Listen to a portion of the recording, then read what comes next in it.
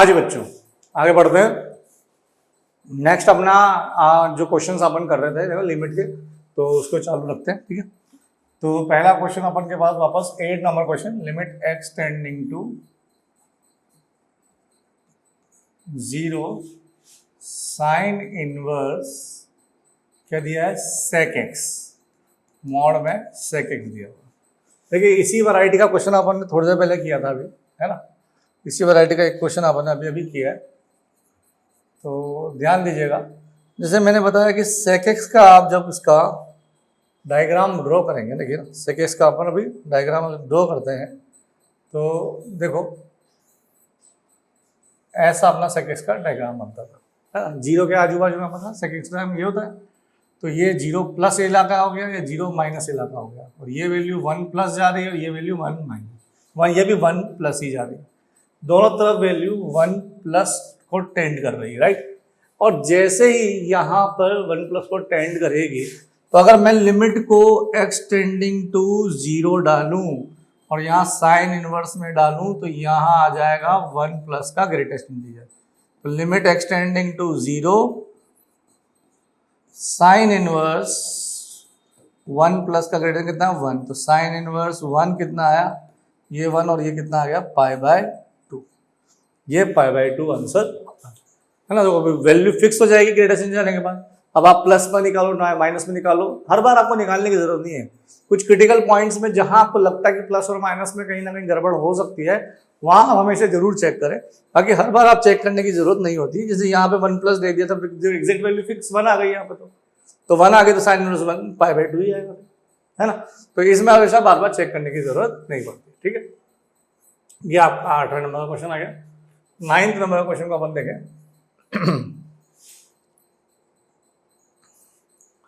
9 में देखो भाई, लिमिट x टेंडिंग टू क्या दिया हुआ है, x tending to 2 fractional part of x का ग्रेटेस्ट इंटीजर। ठीक है ना, फ्रैक्शनल पार्ट ऑफ x का ग्रेटेस्ट इंटीजर। आइए देखते हैं। तो limit x tending to fractional part of x का ग्रेटेस्ट इंटीजर जब हम देखेंगे, तो देखो यहाँ पे हम, क्योंकि फ्रैक्शनल पार्ट है ना, हालांकि आपको एक चीज याद रखनी चाहिए कि फ्रैक्शनल पार्ट में अगर ग्रेटेस्ट इंटीजर डाल दोगे, तो फ्रैक्शनल पार्ट का वैल्यू अपना होता है भाई 0 से 1 के बीच में, है ना। अब अगर इसका ग्रेटेस्ट इंटीजर अगर आपने लगा दिया, तो ये वैल्यू एग्जैक्ट 0 हो जाएगी। अब भले ही आप ये कोई सी भी x पे डालो, x2 पे डालो, 4 पे डालो, 0 पे डालो, -1 पे डालो, किसी भी डालो, सब पे फ्रैक्शनल पार्ट की वैल्यू क्या आएगी, 0 ही आएगी, है ना। यहाँ fractional part of greatest integer की, तो ये वैल्यू कितनी आ जाएगी, यहाँ पे 0 आ जाएगी, मतलब इसका आंसर 0 आंसर आ जाएगा।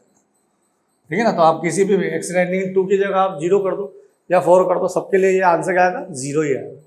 ठीक है ना। नेक्स्ट क्वेश्चन की तरफ चलते हैं।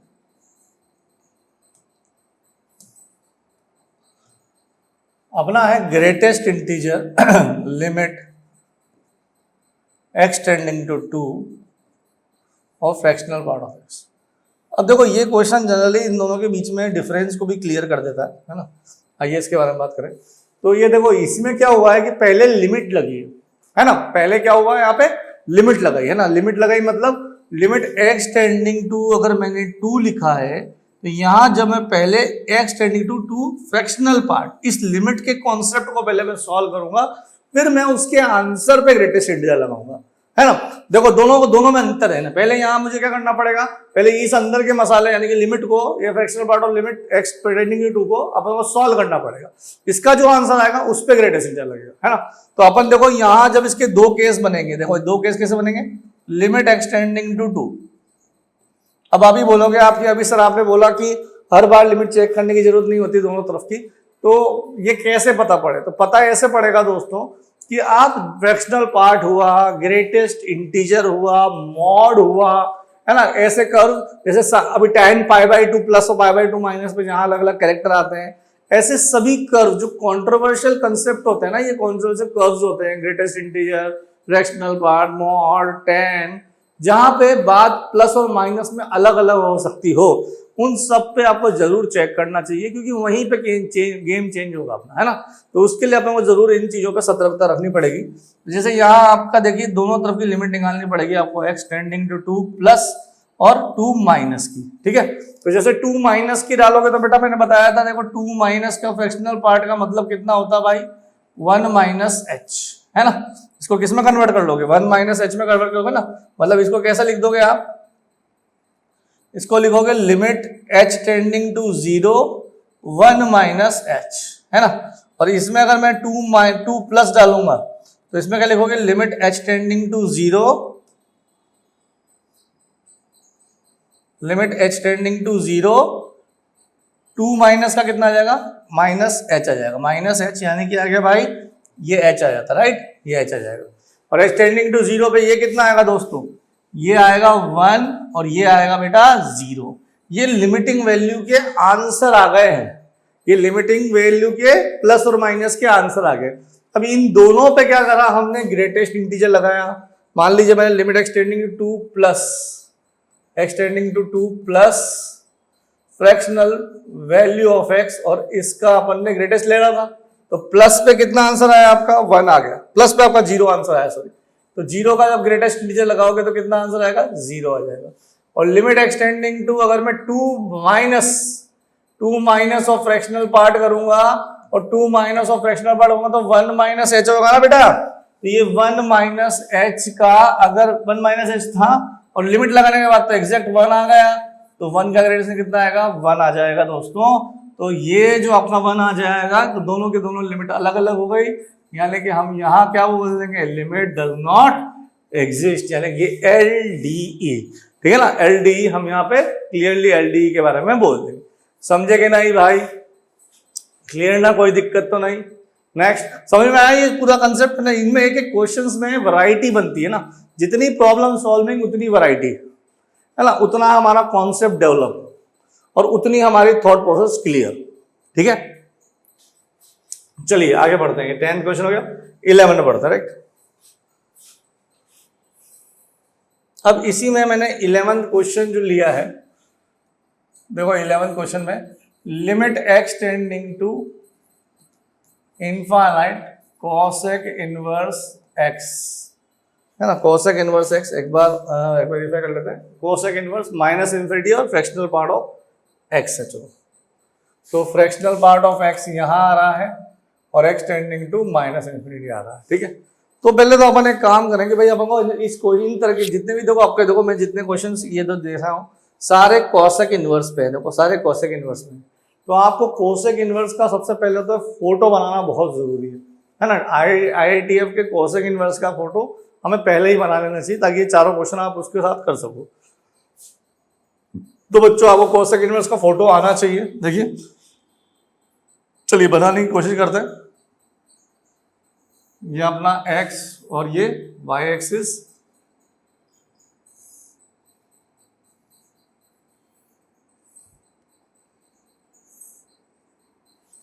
है ना, ये y एक्सिस। अब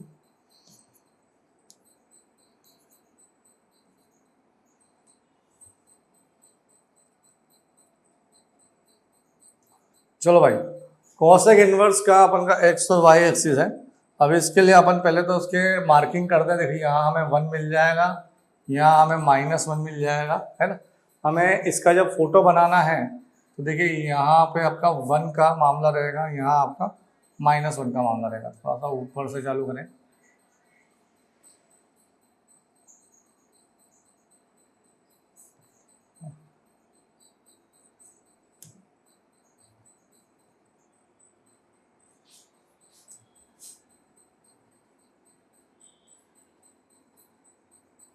ठीक है ना। चलिए ये -1 हो गया, 1 हो गया। अपन क्या करेंगे, देखिए कोसेक इनवर्स का कैसा फोटो होता है अपना, ऐसा, ठीक है ना। ये कोसेक इनवर्स का अपना फोटो है ना, इसमें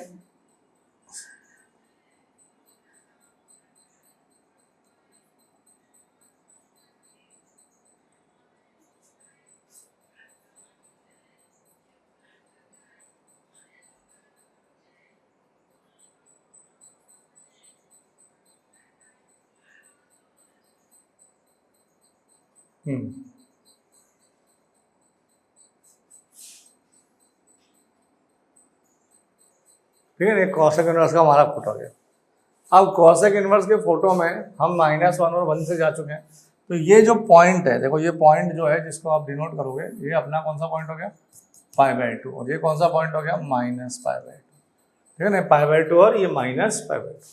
अब π/2 और -π/2 का अपना फोटो बना हुआ, ठीक है। अब ये है अपना -∞ और ये है अपना +∞, ठीक है। अब इस क्वेश्चन पे आते हैं, देखो फ्रैक्शनल पार्ट बना हुआ है। आपको यहाँ भी एक कंसेप्ट तो याद रखना ही है कि देखो फ्रैक्शनल पार्ट में अगर इंटीजर प्लस आता है तो हम क्या आंसर बोलते हैं, h, और फ्रैक्शनल पार्ट में इंटीजर माइनस आता है तो हम क्या बोलते हैं, आंसर 1 - h। इसी कॉन्सेप्ट को अपन को बहुत अच्छे से समझना और इसी पे फोकस करना, ठीक है।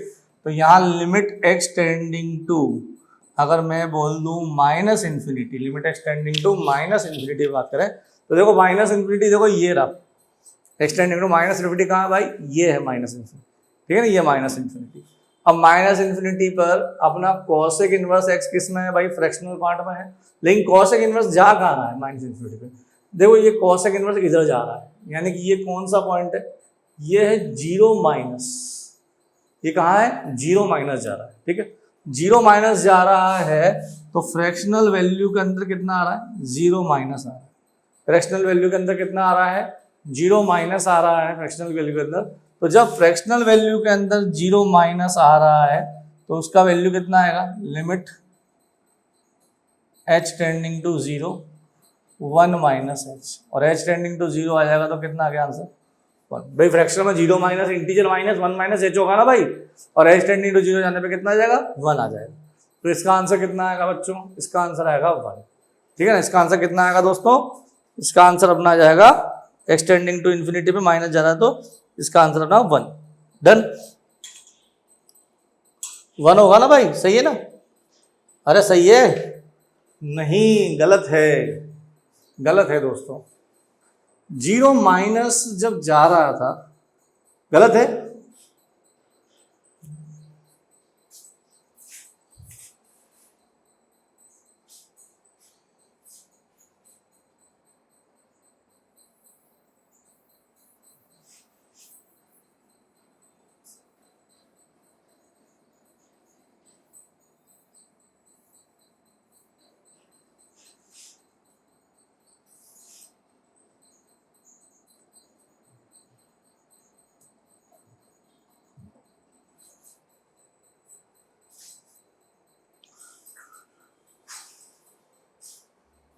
चलिए बच्चों अगला हम क्वेश्चन कर रहे हैं कॉसेक इनवर्स x का। तो कॉसेक इनवर्स x में जब हम क्वेश्चन कर रहे हैं यहाँ पे, देखिए हमारे पास जो अगला 11th क्वेश्चन है जो अपन ने यहाँ देखिए, यहाँ पे अपने पास सारे क्वेश्चन कॉसेक इनवर्स के हैं, ये सारे क्वेश्चन हमारे कॉसेक इनवर्स के हैं। तो हमें यहाँ कॉसेक इनवर्स के ग्राफ को अपन को इन सभी क्वेश्चन करने के लिए कॉसेक इनवर्स का ग्राफ आना ही चाहिए, ठीक है। तो इस क्वेश्चन को करने के लिए कॉसेक इनवर्स के सारे ग्राफ अपन को ढंग से आने चाहिए। कॉसेक इनवर्स को अपन को सबको वैरायटी को चेक करना पड़ेगा, ये देखते हैं इसके बारे में। तो देखो कॉसेक इनवर्स का हम पहले तो फोटो बना लेते हैं ना, चलिए आइए फोटो बनाते हैं इसका।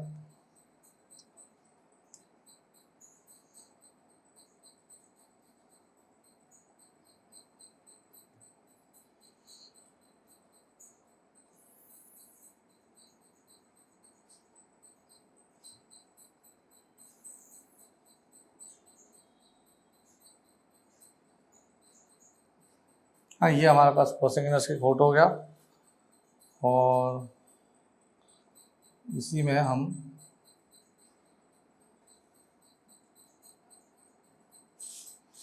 एक वैल्यू यहाँ लेते हैं, एक वैल्यू यहाँ लेते हैं, ठीक है। और इसका देखो इसका एक फॉर्म तो यहाँ बन जाएगा और एक फॉर्म इसका यहाँ बन जाएगा, ठीक है ना, ये फॉर्म्स बन गई। और इसमें अगर आप ध्यान से देखोगे तो ये अपन इसके एरोज बना देते हैं, ये एक एरो बना देते हैं, ये एक एरो, ये अपने फॉर्म्स हो गए, ठीक है। ये अपने कौन कौन से वैल्यूज आए, ये आ गया यहाँ पे 1 आ गया, ये अपने पास -1 आ गया, ठीक है ना। ये अब अपना एक कॉसेक इसका y = कॉसेक इनवर्स x का फोटो बन गया, ठीक है बच्चों। आगे बढ़ते थे, अब इसको सॉल्व करते हैं। तो देखो भाई अपन के पास जो क्वेश्चन था उसमें लिख रखा है लिमिट x टेंडिंग टू -∞, है ना। और कहाँ आ रहा है, फ्रैक्शनल वैल्यू में आ रहा है, फ्रैक्शनल वैल्यू। तो फ्रैक्शनल वैल्यू में अगर हम आ रहे हैं तो हमारे पास यहाँ कितना आता है, ये वैल्यू आता है 0 माइनस, है ना, 0 से थोड़ा सा, भाई x tending to minus infinity function का वैल्यू कितना आ रहा है, तो ये एग्जैक्ट 0 है, तो ये वैल्यू अगर माइनस इन्फिनिटी में देख रहे हैं तो ये 0 से जस्ट थोड़ी सी छोटी आ रही है कि नहीं आ रही है, यहाँ 0 जा रहा था ना, तो 0 से जस्ट थोड़ी सी छोटी आएगी, 0 से थोड़ी सी छोटी आएगी तो यहाँ कितना आएगा भाई, ये 0 माइनस आएगा, सही है कि नहीं, तो ये वैल्यू कितना आएगा, 0 माइनस आएगा, ठीक है। अब 0 माइनस आ रहा है तो 0 से थोड़ा सा छोटा आ रहा है, ठीक है, 0 से थोड़ा सा छोटा आ रहा है।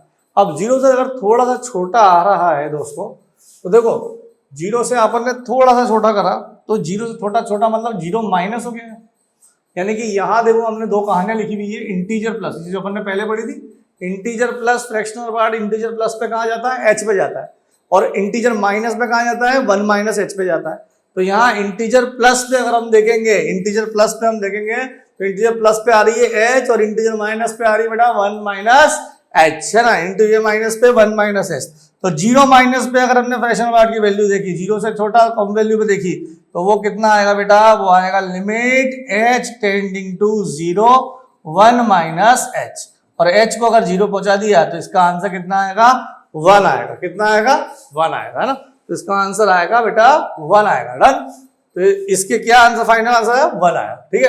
नेक्स्ट क्वेश्चन की तरफ बढ़ेंगे। नेक्स्ट क्वेश्चन अगला क्या था आपका, इसी में देखिए अपन ने नेक्स्ट क्वेश्चन 12 लिख रखा था, इस बार हमने क्या करा, कॉसेक इनवर्स में माइनस इन्फिनिटी पर ग्रेटेस्ट इंटीजर लगा दिया, मतलब ये क्वेश्चन अपना कैसा है, limit x tending to minus infinity cosec inverse of x, और इसके बाहर ग्रेटेस्ट इंटीजर। देखो एक बार देखो यहाँ पे कॉसेक इनवर्स में माइनस इन्फिनिटी जा रहा है, कॉसेक इनवर्स के बाहर ग्रेटेस्ट इंटीजर लगा दिया, राइट, बाहर ग्रेटेस्ट इंटीजर लगा दिया।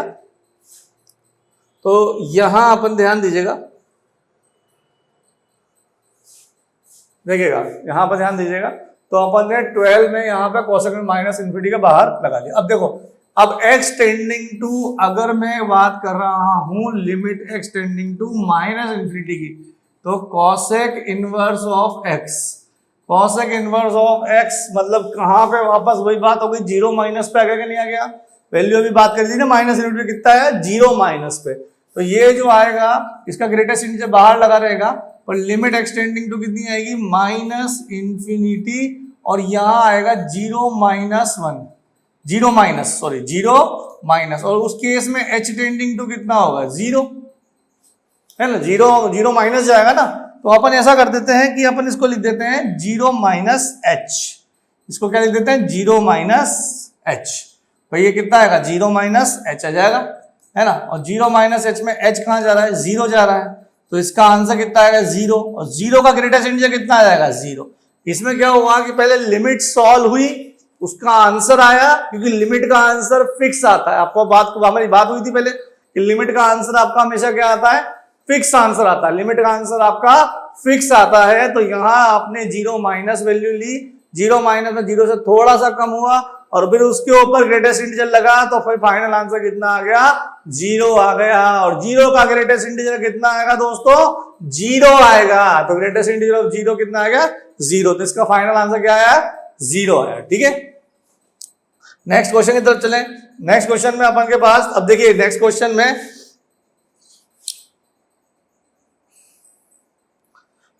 में यहां पर हम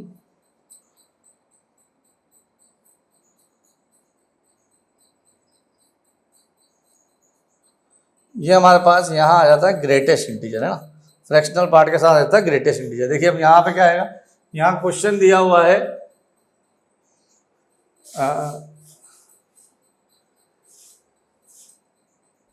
13 question, limit x tending to minus infinity cosec inverse of x का ग्रेटेस्ट इंटीजर, यहां ग्रेटेस्ट इंटीजर आ गया, ठीक है। इस बार क्या आ गया, ग्रेटेस्ट इंटीजर, वहां फ्रैक्शनल पार्ट था ना, इस बार क्या आ गया, ग्रेटेस्ट इंटीजर आ गया। ग्रेटेस्ट इंटीजर आ गया तो देखो क्या होगा, जब मैं 0 माइनस पे बात करूंगा, ग्रेटेस्ट इंटीजर आ गया तो मैं क्या करूंगा, 0 माइनस पे जब बात करूंगा, तो 0 माइनस मतलब कि यहाँ वैल्यू कितनी हो गई होगी, limit x tending to minus infinity, तो यहाँ आ गया होगा 0 माइनस, क्योंकि यहाँ अपन ने पढ़ा ना अभी, जैसे ये तो पढ़ रहा है अपन, 0 माइनस लिमिट कहाँ जा रहा है, ये 0 माइनस जा रहा है। अब 0 माइनस पहले आया फिर ग्रेटेस्ट इंटीजर लगा, है ना, पहले 0 माइनस आया, लिमिट आई, और लिमिट सॉल्व होने के बाद ग्रेटेस्ट इंटीजर लगा।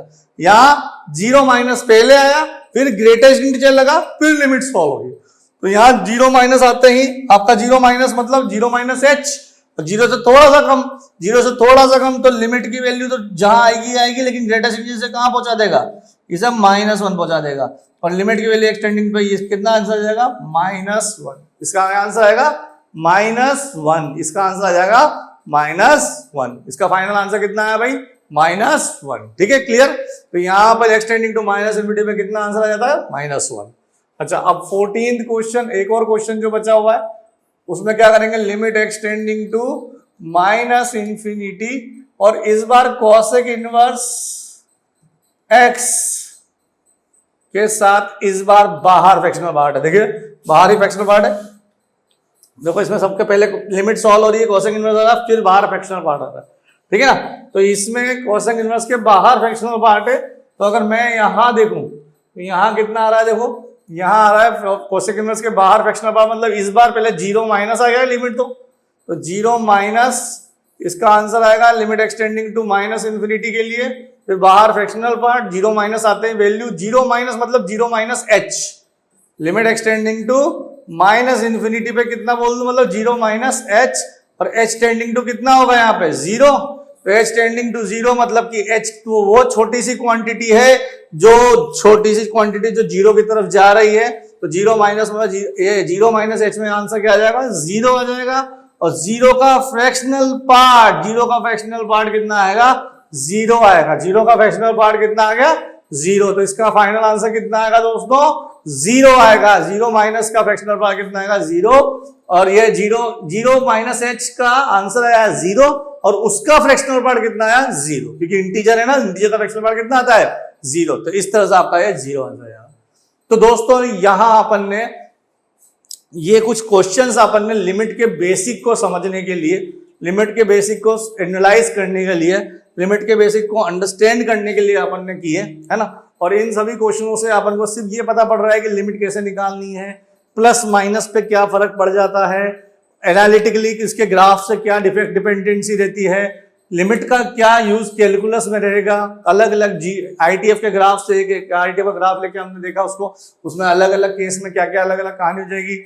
इसमें अपन ने ये भी सीखा कि ग्रेटेस्ट इंटीजर लिमिट के पहले लगेगा तो क्या होता है, बाद में लगेगा तो क्या होता है, फ्रैक्शनल पार्ट पहले लगता है तो क्या होता है, बाद में लगता है तो क्या होता है।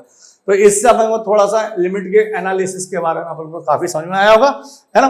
अब आगे थोड़े से इसकी और फंडामेंटल थ्योरम्स की तरफ चलते हैं, आइए।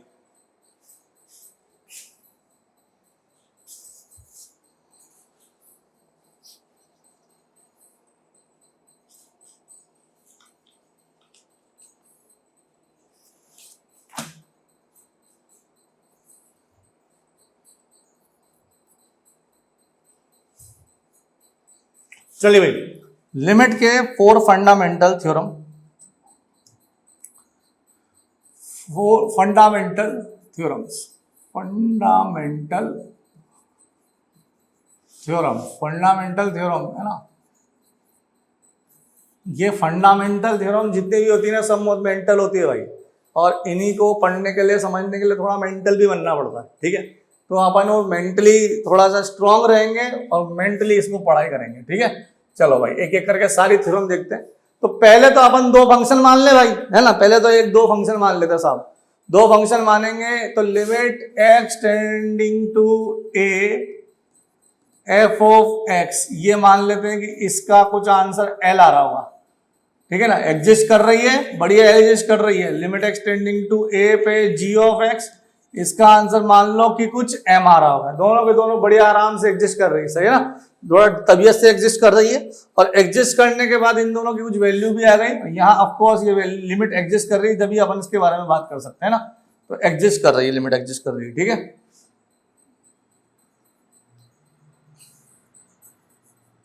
हम थोड़ा थोड़ा इसके बारे में जान लेंगे ना, चलिए। अच्छा, तो बच्चों पहली थ्योरम ये बोलती है, पहली थ्योरम ये बोलती है कि अगर लिमिट में x टेंडिंग टू a पर f of x plus g of x और यहां माइनस का x, f of x plus g of x और बीच में माइनस का x, मतलब प्लस में भी है और माइनस में भी है, अगर दोनों एग्जिस्ट करती है तो भाई इनकी लिमिट आप अलग अलग कर सकते हो कि आप f ऑफ x की लिमिट अलग लगाओ और प्लस माइनस रखो बीच में,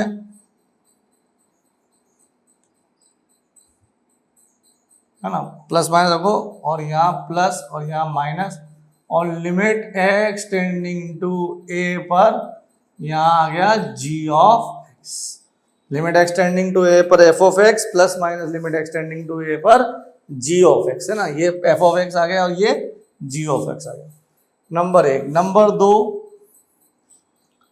limit x tending to a f of x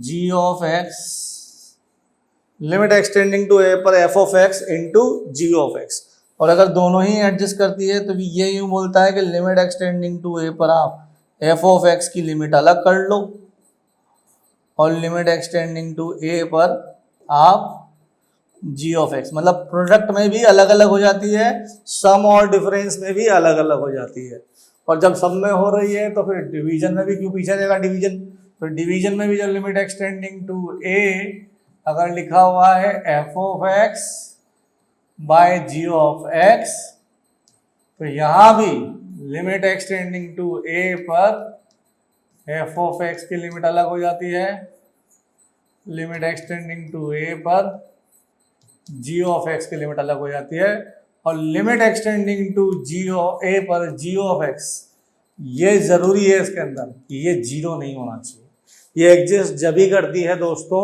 जबकि यहाँ पर f ऑफ x और g ऑफ x में यहाँ पर g ऑफ x पे लिमिट क्या ना हो, जीरो ना हो, अगर जीरो हो गई तो फिर आपका डिनोमिनेटर डिफाइंड नहीं होगा, डिनोमिनेटर जीरो हो जाएगा और एक्सप्रेशन डिफाइंड नहीं होगा, तो एक्सप्रेशन डिफाइंड नहीं होगा तो फिर लिमिट किसकी निकालोगे, तो लिमिट को एग्जिस्ट कराने के लिए डिनोमिनेटर के साथ साथ जो g ऑफ x है वो डिनोमिनेटर जीरो नहीं होना चाहिए, ठीक है। और ये सब अलग अलग जब भी हो सकती है, जब मैंने देखो शुरुआत में लिखा कि लिमिट एग्जिस्ट कर रही है, दोनों की लिमिट एग्जिस्ट कर रही है तो ही ये सारे खेल खेल है ना, वरना सारे खेल खत्म, ठीक। तो अपन को यहाँ पे ये याद रखना पड़ेगा कि लिमिट अलग अलग एग्जिस्ट करे तो ही अपन आगे की कहानियां कहेंगे, ठीक है। अब नेक्स्ट नंबर चार में टॉपिक देखो, नंबर 4 में ये है कि limit x tending to a है और यहाँ k है और यहाँ f ऑफ x है, तो मेरे बेटा यहाँ पर k जो है, अपना जो k है, जो मजेदार k है, वो k बाहर आएगा और अंदर कौन खेलेगा, अंदर भैया x ही खेलेगा, क्योंकि k तो कांस्टेंट है, जब वो x पे डिपेंड नहीं कर रहा तो लिमिट में पार्टिसिपेट क्यों करेगा भाई, पार्टिसिपेट तो वही करेगा ना जो डिपेंड करेगा, ठीक है।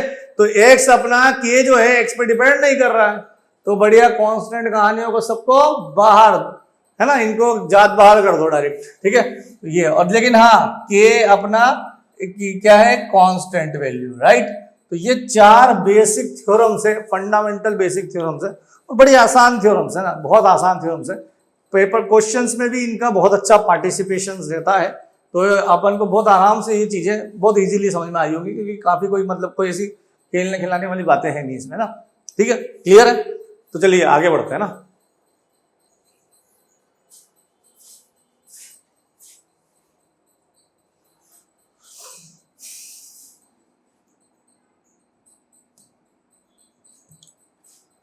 various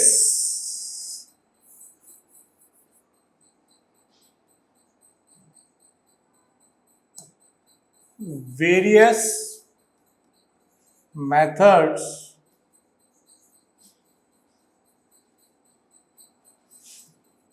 for finding limit।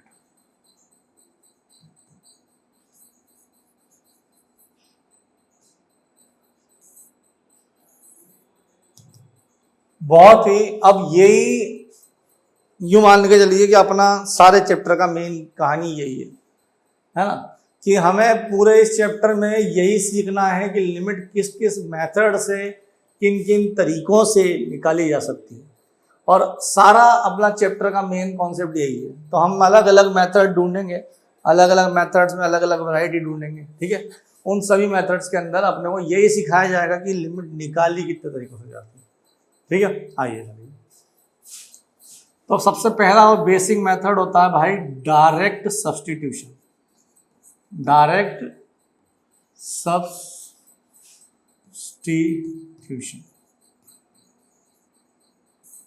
Direct substitution. देखो भाई डायरेक्ट सब्स्टिट्यूशन तो इसका मतलब ये नहीं डायरेक्ट डाल लो डायरेक्ट डालने का मतलब डायरेक्ट डाल लो, जैसे हाँ मतलब ये जो बोलते हैं डायरेक्ट आंसर आ जाए, यही इसका मतलब है, अलग कुछ नहीं, सीधे से यही बात है कि डायरेक्ट सब्स्टिट्यूशन। कि भैया क्या हुआ कि आपने कहा कि यार sir limit x tending to 2 निकालना है, और मेरा एक क्वेश्चन है कि 5 माइनस एक्स कर दिया मैंने, 5 माइनस एक्स, और यहां मैंने 4 प्लस एक्स कर दिया, ठीक है। तो क्या मैं डायरेक्ट वैल्यू डाल दूं? भाई डाल दो, है ना, बिल्कुल डाल दो, क्योंकि जैसे ही तुम डालोगे यहां वैल्यू तो भाई x टेंडिंग टू 2 में 5 माइनस 2 4 प्लस 2, भाई यहां कितना बना 3, और भाई यहां कितना बना 6, और यहां दोनों कट गए तो कितना आ गया 1/2। तो इसका आंसर कितना आ गया 1/2। मतलब समझे आप, ये यहां पर इंडिटरमिनेट फॉर्म बनी ही नहीं रही है ना, है ना, यहां पर इंडिटरमिनेट फॉर्म बनती ही नहीं है। डायरेक्ट सब्स्टिट्यूशन का मतलब वो है कि ऐसे क्वेश्चंस या ऐसे फॉर्मेशंस या ऐसी चीजें जहां पर आपके लिमिट में वैल्यू डालते ही आपका इंडिटरमिनेट फॉर्म ही ना बने, यानी कि वहां आपकी फंक्शनल वैल्यू भी निकल सकती थी। वहां तो लिमिट एक औपचारिकता के रूप में निकाली जा रही, क्योंकि आपसे क्वेश्चन पूछ रहे हैं, है ना। तो यहां पे तो आपका अगर फंक्शनल वैल्यू मैं ये कह दूं कि इस वाले मेथड में मैं लिमिट एक्सटेंडिंग टू अगर a कर रहा हूं और f ऑफ x निकाल रहा हूं, तो वो direct he f of a आ जाएगा भाई, है ना, यानी कि लिमिट का value he f of a के बराबर आ जाता है। f ऑफ a निकाल लो या लिमिट का वैल्यू निकाल लो, एक ही बात है। तो इन तरह के क्वेश्चनों में कोई इंटरमीडिएट फॉर्म बनती ही नहीं है, और जब इंटरमीडिएट फॉर्म बनती ही नहीं है तो फिर अपन को लिमिट का निकालने के लिए डायरेक्ट फंक्शनल वैल्यू निकाल दो, वही आंसर हो जाता है ना। तो इस तरह के डायरेक्ट सब्स्टिट्यूशन में क्या होता है, कोई इंटरमीडिएट फॉर्म नहीं बनती, आप डायरेक्ट फंक्शन की वैल्यू निकालो। और ये जो कॉन्सेप्ट भी आता है ना, ये अपना फंक्शन इज कंटिन्यूअस, कंटिन्यूटी एक चैप्टर पढ़ेंगे अपन आगे, तो उस चैप्टर का मेन लॉजिक भी यही होता है कि आपकी लिमिटिंग वैल्यू फंक्शनल वैल्यू के बराबर आ जाए तो फंक्शन कंटिन्यूअस। अब अपन लिमिट में इसका एक देसी मीनिंग समझे, तो देसी मीनिंग ये है कि ऐसे सारे फंक्शन कंटिन्यूअस हैं जिनको बनाने के लिए आपको हाथ उठाने की जरूरत ना पड़े। अब ये वाला हाथ नहीं उठाना भाई, बनाते वक्त है ना, बनाते वक्त फोटो बनाने की बात की जा रही है, फोटो बनाने की बात की जा रही है, फोटो बनाने के टाइम पे आपको हाथ उठाने की जरूरत नहीं, है ना, अपन कहीं और हाथ ना उठाए। भाई फोटो बनाओ, आप कोई भी क्वेश्चन लो, और क्वेश्चन का अगर आप डायग्राम, देसी भाषा में डायग्राम बनाओ, और डायग्राम बनाने के लिए अगर आपको वो उसका हाथ उठाने की जरूरत नहीं बन रही है, अपना फंक्शन कंटिन्यूअस। ठीक, समझे कि नहीं, क्लियर है। चलो भाई, ये मेथड तो बड़ा आसान मेथड था। आप एक आध क्वेश्चन और करना चाहें तो, जैसे लिमिट एक्सटेंडिंग टू 4, और यहां लिख देते हैं 16 माइनस एक्स और 12 माइनस एक्स, तो कितना आ जाएगा भाई लिमिट एक्सटेंडिंग टू 4 में x की जगह डायरेक्ट 4 डाल दो, 16 माइनस 4 12 माइनस 4 12 8 3/2, 3/2 अपना इसका आंसर आ जाएगा। क्लियर है, समझे कि नहीं, है ना, डन। तो ये होता अपना डायरेक्ट सब्स्टिट्यूशन, बड़ा आसान सब्स्टिट्यूशन था, बड़ा आसान मेथड। नेक्स्ट चलिए भाई, नेक्स्ट मेथड है अपना 2 फैक्टराइजेशन, है ना, फैक्टराइजेशन भी देखो इजी मेथड ही है। फैक्टराइजेशन में कोई ऐसा खास मामला नहीं होता, बहुत मतलब अपने को देखो 10वीं का ज्ञान अच्छा होना चाहिए, 10वीं का ज्ञान का थोड़ा अच्छा यूज होगा इसके अंदर, फैक्टर करना आना चाहिए, फैक्टर करना। तो इसमें क्या करते हैं कि अगर मान लीजिए आपका, अगर मैं बोलूं कि अपन क्या करते हैं in this method,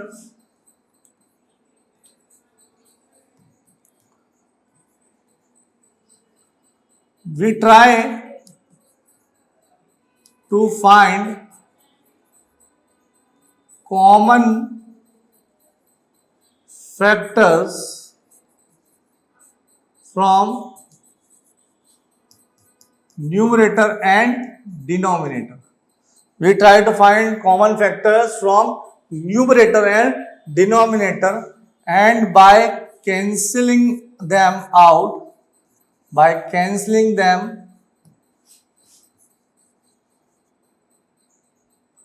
we can easily find limit. We can easily find limit.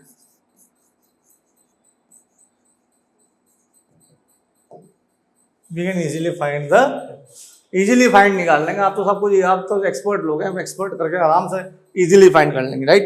तो देखो लिमिट, अगर मैं मान लो क्वेश्चन में सिंपल सा क्वेश्चन लेते हैं पहले.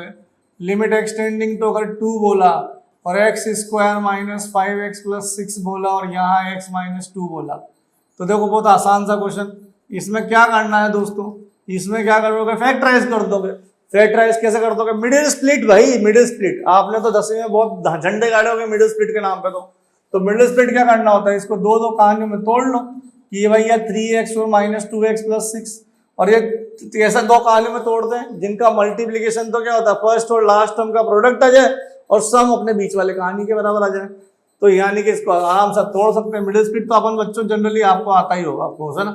लिमिट एक्सटेंडिंग टू 2, तो x माइनस 3 और x माइनस 2 में आप इसको तोड़ सकते हैं. अब यहाँ और यहाँ दोनों तरफ सेम आ गया ना अपना, है ना. अच्छा, एक जो अपन ये माहौल बनाते हैं कि ऊपर से ये दोनों काट देते हैं, इसके लिए एक कंसेप्ट भी याद रखिएगा. ये अपन काटा पीटी जो है ना, ये जब ही कर सकते हैं दोस्तों जब ये दोनों बराबर ना हो, है ना. बराबर ना हो मतलब जीरो ना हो, ये दोनों जीरो ना हो. कि भाई अगर आपने अब x2 डाल दिया तो जीरो हो जाएगा, वरना आप सब कुछ काट सकते हो पर जीरो से जीरो नहीं काट सकते. जीरो से जीरो हम नहीं काटते हैं भाई, है ना. तो यहाँ हमारा x2 नहीं है, वो तो नहीं है ना, जब तो टेंडिंग वैल्यू डाल रहे हैं. एग्जैक्ट होती तो फंक्शनल वैल्यू डाल देते, राइट. फंक्शनल वैल्यू तो वैल्यू निकल ही नहीं रही थी, इसलिए अपन ने टेंडिंग वैल्यू डाली है. तो यहाँ 2 से 2 काट दो, 2 डालोगे तो 2 माइनस 3 इक्वल टू कितना आ जाएगा बच्चों, 1 आ जाएगा. इजिकल टू कितना आ जाएगा बच्चों, 1 आ जाएगा. तो इस तरह से अपन यहाँ पर इसका फैक्टराइजेशन कर सकते हैं. समझे, कोई दिक्कत. चलो एक क्वेश्चन और कर लेते हैं, एक क्वेश्चन और हम एक और क्वेश्चन इसका करेंगे. जैसे देखिए क्वेश्चन है limit x tending to 1x cube minus 1 x cube plus x minus 2, है ना. x cube minus x plus 2. अब देखो यहाँ x क्यूब माइनस 1 में तो कोई दर्द नहीं होना चाहिए आपको, लेकिन x क्यूब माइनस x2 देखो. तो देखो पहले तो चेक करो कि क्या इंडिटरमिनेट फॉर्म बन रही है. तो देखिएगा आपको ऊपर वाला आपका न्यूमरेटर जीरो हो रहा होगा, देखो यहाँ पे, है ना. ये भी जीरो हो रहा होगा, दोनों जीरो हो रहे हैं. तो यस, यहाँ पर आपकी क्यूबिक की फॉर्म तो बन रही है. तो देखो यहाँ पे लिमिट एक्सटेंडिंग टू अगर 1 आ रहा है तो पहले तो आप इसको फैक्टराइज करके x minus 1 x square x plus 1 ऐसा कर सकते हैं. इसको तो अपन को तोड़ना आता ना, 9-10 में किया होगा भाई. और ये वाले को अपन को तोड़ना आता हो, इसके लिए अपन को एक कंसेप्ट आना चाहिए. क्यूबिक को तोड़ने का एक मेथड आना चाहिए. क्यूबिक को तोड़ने का मेथड अपन सीखें. देखिए चलिए क्यूबिक का मेथड सिखाता हूं मैं.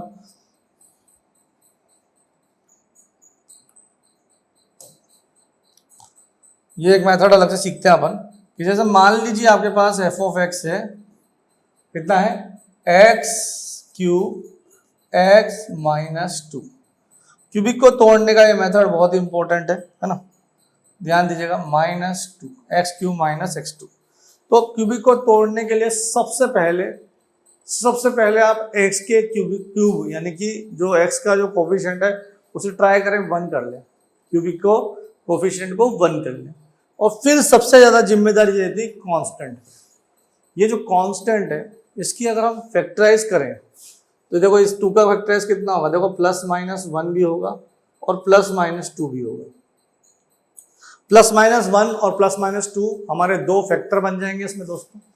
और जब प्लस माइनस 1 और प्लस माइनस 2 ये दो फैक्टर बन जाएंगे और यहाँ डालेंगे तो 1 प्लस 1 माइनस 2 कट रहा है क्या, 1 + 1 -2 यानी कि कट रहा है, यानी कि 0 आ रहा है। यानी कि यहाँ जैसे ही आपने f(1) डाला तो 1 + 1 -2, तो एक एक करके आप इसके जितने इसके फैक्टर्स हैं सबको डाल के देखो, तो आपके बहुत माइन्यूट लेवल पे यानी कि शुरुआती लेवल पे ही आपका एक आध कहानी बैठ जाएगी और उससे 0 आ जाएगा। ये f(1) का वैल्यू 0 आने का मतलब x - 1 इसका एक फैक्टर है। ये 0 आ जाने का मतलब क्या है, x - 1 इसका एक फैक्टर है। और इस फैक्टर के लिए आप क्या करो, या तो आप इसका डिवीजन लगा दो इसके अंदर, तो दूसरी क्वाड्रेटिक अपने आप निकल के आ जाएगी, या आप ये वाला मेथड फॉलो करें कि इसमें x - 1 को 3 बार लिख लीजिए, है ना। x - 1 को 3 बार लिख लेते हैं और डिमांड सप्लाई करते हैं, यानी कि इससे हम ये बनाने की कोशिश करते हैं। तो जैसे मैं x³ बनाना चाहता हूं तो मुझे यहाँ x² से मल्टीप्लाई करना पड़ेगा, है ना। अब ये x² जब मल्टीप्लाई होगा तो इससे तो होगा, तो केवल इससे होगा ऐसा जरूरी थोड़ी, इससे भी होना ही पड़ेगा ना भाई, दूसरा फैक्टर है उससे भी मल्टीप्लाई तो करना ही पड़ेगा आपको। तो वहां x - मल्टीप्लाई करो। अब हमारे को डिमांड कितनी है x² की, 0 है ही नहीं, चाहिए ही नहीं, तो -1 जबरदस्ती ले लिया आपने। तो न्यूट्रलाइज करने के लिए आपको क्या करना पड़ेगा, +x देना पड़ेगा। तो यहाँ कितना आ गया, +x², तो ये इससे भी मल्टीप्लाई हो जाएगा। देखो x² का खेल खत्म, डिमांड कितनी थी, 0, सप्लाई हो गया 1, खेल खत्म। अब इसी की वजह से -x डेवलप हो गया। हमें क्या चाहिए, हमें +x चाहिए। हमारे पास है कितना, -1, डिमांड है भाई +1 की और सप्लाई हो रही है -1 की, तो रिक्वायरमेंट +2 की जा रही है। तो अगर हमने 2x से मल्टीप्लाई किया तो देखो सेट हो जाएगा। यहाँ कितना आया, -2 आया बेटा, -2 आया, कितना आया, -2 आया।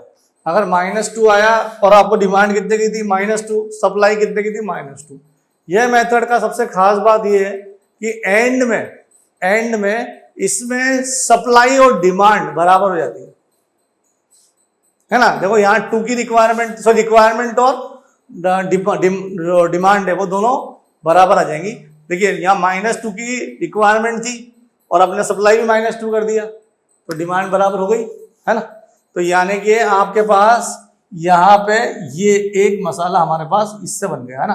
अब इसको सॉल्व करोगे ना, अब इसको सॉल्व करोगे तो यही आ जाएगा। देख लो सॉल्व करके देख लो, ये सब काट कुटा के यहाँ x³ यहाँ कितना आ गया, प्लस ये 2x - x और ये -2, ठीक है।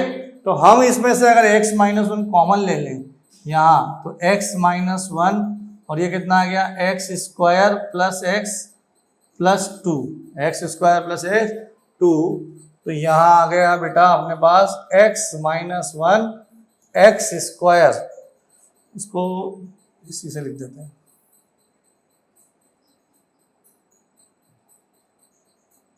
इसको लिख देते हैं x - 1 और x² + x + 2, ये इससे गया, 1 डालेंगे तो यहाँ 3 आ जाएगा और यहाँ 1 डालेंगे तो 4 आ जाएगा। तो देखो 3/4 आ गया, 3/4 हमारा परफेक्ट आंसर आ गया।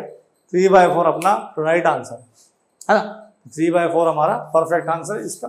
तो देखो इस तरह से आप फैक्टराइज कर दो और न्यूमरेटर 2 कहानियों में से दोनों कहानियों को फैक्टराइज करो और दोनों कहानियों से वो कॉमन फैक्टर निकाल लो जिसकी वजह से ऊपर वाला और नीचे वाला दोनों ही 0 जा रहे हो या इन्फिनिटी जा रहे हो या जो इंटरमीडिएट फॉर्म बना रहे हो, वो दोनों खेल अपने बाहर निकालो, दोनों को काटो और डायरेक्ट वाली अगली वाली कहानियों पे आंसर डालो।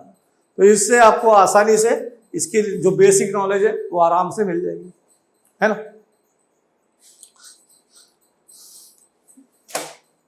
चलिए एक क्वेश्चन और करते हैं।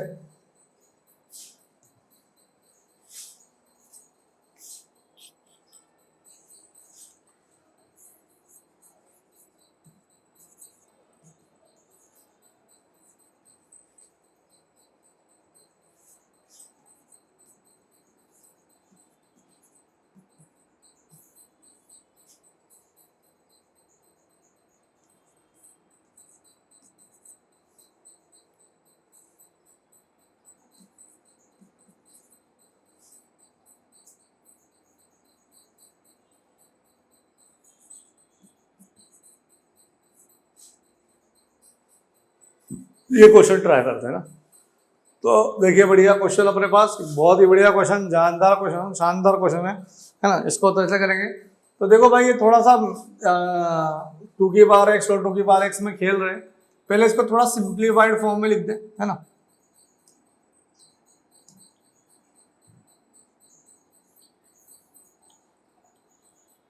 लिमिट x टेंडिंग टू, अगर मैं 2 लिखता हूं तो 2 की पावर x को तो 2 की पावर x, और इसको लिख दूंगा 8/2 की पावर x माइनस 6, और यहाँ आ गया रूट में 2 की पावर x, यहाँ आएगा 2/2 की पावर x, है ना। और हम इसको थोड़ा सा सॉल्व करें तो लिमिट x टेंडिंग टू 2, ये आया t, तो ये t plus 8/t minus 6 root t minus 2/t, ठीक है। लिमिट एक्सटेंडिंग टू,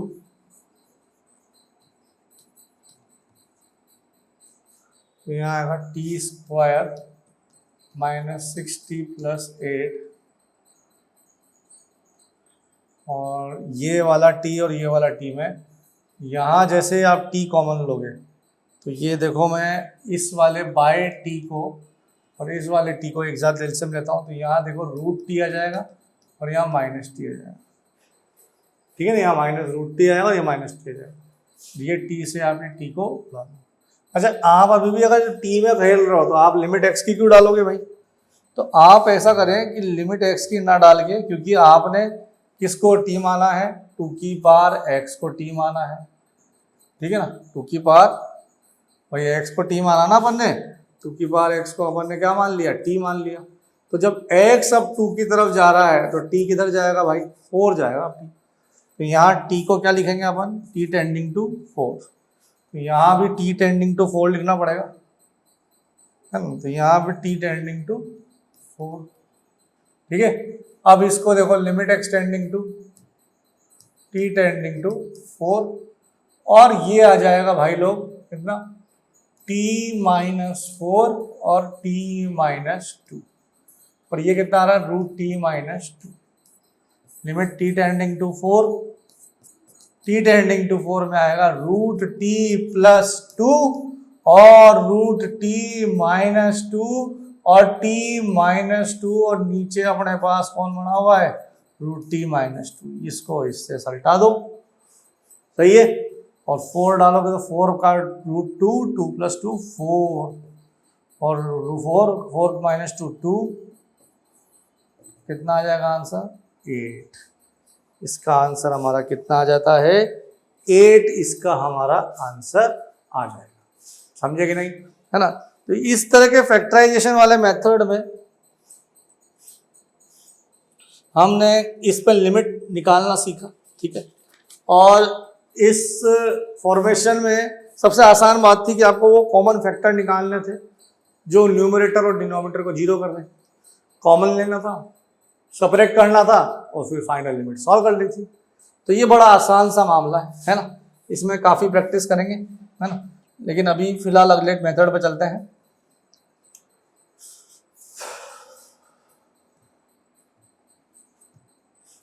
अगला मेथड है हमारा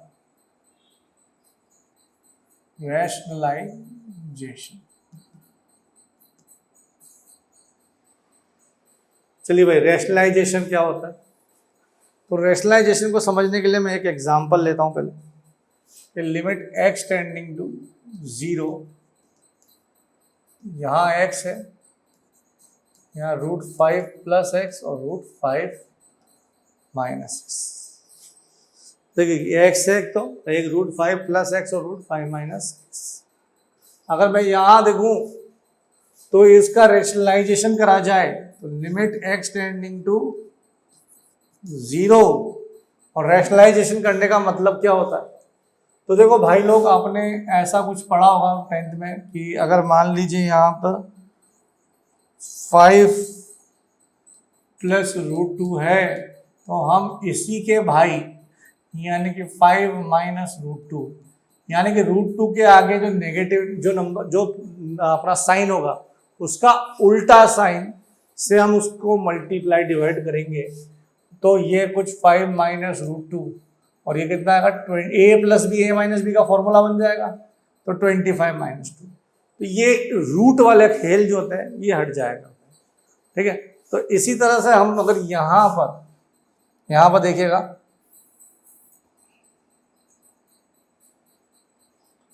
इसी तरह से हम अगर यहाँ limit x tending to 0 x root 5 plus x root 5 minus x का मल्टीप्लाई और डिवीजन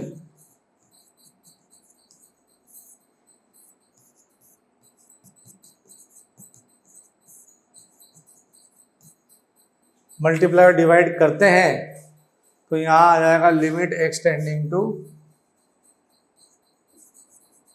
0, यहाँ x, यहाँ root 5 plus x plus root 5 minus x, a minus B, a plus B, तो यहाँ 5 plus x 5 minus x, x से x cut जाएगा, limit x tending to 0, यहाँ x आएगा, यहाँ का तो कहानी छेड़नी ही नहीं है ना कोई, ये क्योंकि ये कोई इंडिटरमिनेट फॉर्म में कोई कंट्रीब्यूट नहीं करती है। तो ये कितना आएगा 2x, ये x से x काट दो, tending to 2 root 5 upon 2 root 5। इसका आंसर कितना आ रहा बेटा, रूट 5। इसका आंसर आपका रूट 5 आता है। तो हमने देखो इसको रैशनलाइज कर दिया। रैशनलाइज करने का मतलब क्या समझा था, इसी के भाई से मल्टीप्लाई और डिवाइड, इससे ये जो इरेशनलिटी है ना वो रिमूव हो जाएगी, और इस इरेशनलिटी को रिमूव करके आप जो फॉर्म इसको 0/0 या इंडिटरमिनेट बना रही है वो आप हटा सकते हो, है ना। तो इरेशनलिटी का एक्चुअली सबसे बढ़िया यूज यही है ना।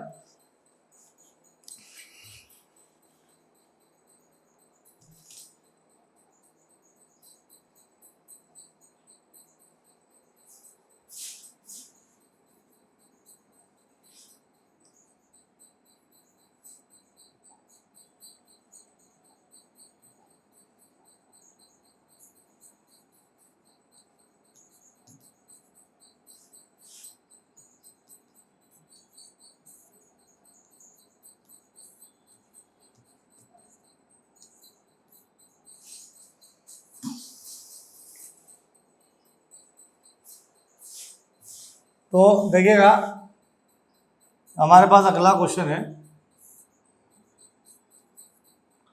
3 minus root x 4 minus root 2x minus 2 limit x tending to 9। तो जैसा लिमिट एक्सटेंडिंग टू 9 अगर हम जाएंगे तो देखो लिमिट एक्सटेंडिंग टू 9 जाने का मतलब है, यहाँ देखो जब 9 डालोगे तो देखो 9 डालने का मतलब क्या हो गया, 9 डालने का मतलब हो गया कि यहाँ ऊपर 3 डाल, ये 9 डालते हैं 3 माइनस 3 0, और यहाँ 9 डालोगे तो 9 2 से 18, 18 माइनस 2 16, 16 का 4, 4 माइनस 4 0, तो 0/0 आपका इसका फॉर्मेशन बनता है। अब लिमिट अगर मैं इसका सॉल्व करूँ,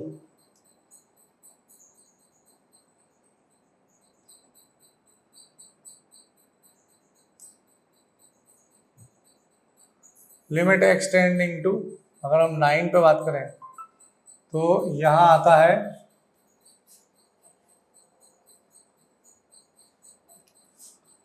3 माइनस रूट एक्स के साथ आप 3 प्लस रूट एक्स, यहाँ 3 प्लस रूट एक्स का मल्टीप्लाई डिवाइड कर दीजिए एक्सलाइज करने के लिए, और यहाँ 4x माइनस 2x माइनस 2, तो 4 प्लस 2x माइनस 2 और 4 प्लस 2x माइनस 2 इसको मल्टीप्लाई, तो लिमिट x टेंडिंग टू 9 में यहाँ कितना आएगा 9 minus x, 3 minus root x और 3 प्लस रूट एक्स में 9 माइनस एक्स, और यहाँ आ जाएगा 3 प्लस रूट एक्स को छेड़ेंगे नहीं, इनको छोड़ेंगे नहीं, तो ये कितना आएगा 4 प्लस 2x माइनस 2, और यहाँ जब करेंगे तो कितना आएगा 16 माइनस 2x माइनस 2, तो 9 minus x limit x tending to 9, 3 plus root x, तो 4 प्लस 2x माइनस 2, और 16 में से 18 कर दोगे तो 2, 9 माइनस एक्स, 9 माइनस एक्स और आप एक्सटेंडिंग टू 9, तो 9 टू 18, 18 माइनस 2 6, तो 16, 16 4 प्लस 4 8, 9, तो कितना आ गया 9, कितना आ गया 3 6 और यहाँ 2, ये आ गया 4 बार, 3 बार, 2 बार, 2/3, 2/3 इसका सही आंसर आएगा, 2/3 है ना। तो देखो यहाँ दोनों तरफ रैशनलाइज करना पड़ गया आपको, ऊपर भी और नीचे भी। तो इस तरह से रैशनलाइजेशन से हम यहाँ पर भी जैसे फैक्टराइजेशन करके अपन क्या कर रहे थे, उस फैक्टर को हटा देते थे जो इसमें 0/0 फॉर्म बना रहा है, या ऐसी फॉर्म बना है जो 0/0, जो जिससे कि इंडिटरमिनेट फॉर्म बन रही हो। तो रैशनलाइजेशन में हम उस कहानी को लाते हैं एंड में और उस कहानी को हटा देते हैं जैसे कि ये 0/0 फॉर्म हो रही हो या इंडिटरमिनेट फॉर्म बन रही हो, तो ताकि वो रिमूव हो जाए और बाकी सब वैल्यू आंसर दे। तो इससे आप लिमिट सॉल्व कर सकते हो। तो हमने यहाँ पे आज अपना एक तो फैक्टराइजेशन समझ लिया है ना, और एक अपन ने रैशनलाइजेशन दिया। अपन देखो वैसे पहले सबसे फटाफट रिकैप करते हैं अभी तक के कहानी को। तो हमने पहले आज कुछ क्वेश्चंस करे ये वाले है ना, लिमिट के सिंपल क्वेश्चंस करे, फिर उसके बाद अपन ने कोसेक आईटीएफ वाले भी क्वेश्चंस करे, ठीक है। इनमें फिर हमने फंडामेंटल लिमिट्स के बारे में जानकारी ली कि फंडामेंटल लिमिट्स में क्या क्या तरीके से अपन लिमिट्स को सॉल्व कर सकते हैं या कौन कौन से ऑपरेशंस हम रेट में अप्लाई करेंगे। फिर उसके बाद हमने वेरियस मेथड्स के लिए बात करी। सबसे पहले हमने डायरेक्ट सब्स्टिट्यूशन देखा। डायरेक्ट सब्स्टिट्यूशन में हमने क्या देखा कि यहाँ पे लिमिट इंडिटरमिनेट फॉर्म बनती ही नहीं है, वहाँ आप एक्स का डायरेक्ट वैल्यू डाल के लिमिट निकाल सकते हो। उसके बाद हमने फैक्टराइजेशन देखा। फैक्टराइजेशन में हमने क्या किया कि हमने वो कॉमन जो पॉइंट होते हैं जो ऊपर और नीचे आ रहे हैं वो अपन ने कॉमन पॉइंट निकाले और उनको हटा दिया, और उससे अपन के इंडिटरमिनेट फॉर्म हट गई और डायरेक्ट अपना लिमिट निकलेगा, है ना। यहाँ कुछ और क्वेश्चन किए अपन ने, और उसके बाद अपन ने अभी रैशनलाइजेशन देखा। और रैशनलाइजेशन में भी हमने वही किया कि न्यूमरेटर और डिनोमिनेटर से जो कॉमन फैक्टर है जो दोनों में ही कॉमन है वो निकाले और उनको अलग से निकाल के सटा दिया और डायरेक्ट इंडिटरमिनेट फॉर्म रिमूव हो गई, आंसर निकल गया। क्लियर, डन है ना। अभी तक की कहानी आपको पूरा समझ में आई होगी। चलिए है ना, आगे बढ़ते हैं और कुछ क्वेश्चंस अपन रैशनलाइजेशन के करते हैं।